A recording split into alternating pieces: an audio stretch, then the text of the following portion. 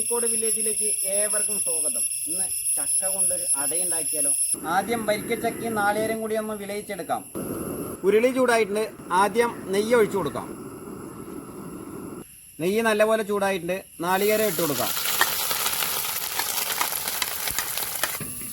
നല്ലപോലെ മിക്സ് ചെയ്ത് കൊടുക്കാം.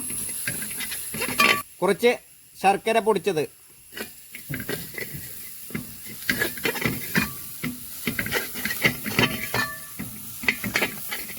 ഇനി മെയിൻ സാധനമായ ചക്ക ഇട്ട് കൊടുക്കാം.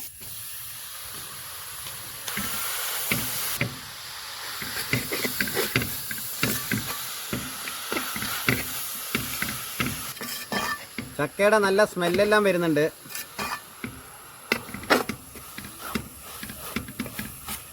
ഏലക്ക പഞ്ചസാര പൊടിച്ചത് ഇതൊരു 4 ടീസ്പൂൺ ഇട്ട് കൊടുക്കുന്നുണ്ട്.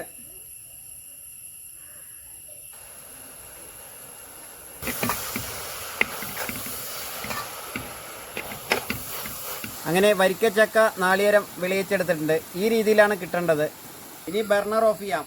ഇനി പൊടി കുഴച്ചെടുക്കാം. അരിപ്പൊടിയിലാണ് ഉണ്ടാക്കുന്നത്. മാവ് കുഴയ്ക്കാനായി വെള്ളം ചൂടാക്കിയെടുക്കാം. അരിമാവിലേക്ക് കുറച്ച് ഉപ്പിട്ട് കൊടുക്കാം. ചൂടുവെള്ളം. മാവ് അങ്ങനെ കുഴച്ച് കഴിഞ്ഞിട്ടുണ്ട്.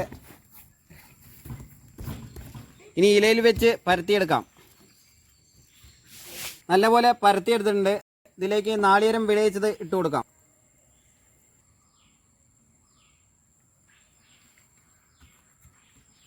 അടുത്തത് പരത്തിയിട്ടുണ്ട്. ഇതേപോലെ എല്ലാം ചെയ്തെടുക്കാം. ഇനി ആവിയേറ്റി എടുക്കാം. അടച്ചു വെച്ച് വേവിച്ചെടുക്കാം. ബർണർ ഓഫ് ആക്കിയിട്ടുണ്ട്. ഒന്ന് തുറന്ന് നോക്കാം. നമ്മളുടെ അടയെല്ലാം റെഡി ആയിട്ടുണ്ട്. മാറ്റി വയ്ക്കാം. അങ്ങനെ അടിപൊളി വരിക്കച്ചക്ക അട റെഡി ആയിട്ടുണ്ട്. വീഡിയോ കാണുന്നവർ വീഡിയോ ഇഷ്ടപ്പെട്ടാൽ ലൈക്ക് ചെയ്യുക, കമൻറ്റ് ചെയ്യുക, ഷെയർ ചെയ്യുക, സബ്സ്ക്രൈബ് ചെയ്യുക. അപ്പോൾ അടുത്ത വീഡിയോയിൽ കാണുന്നവരെ ബായ്.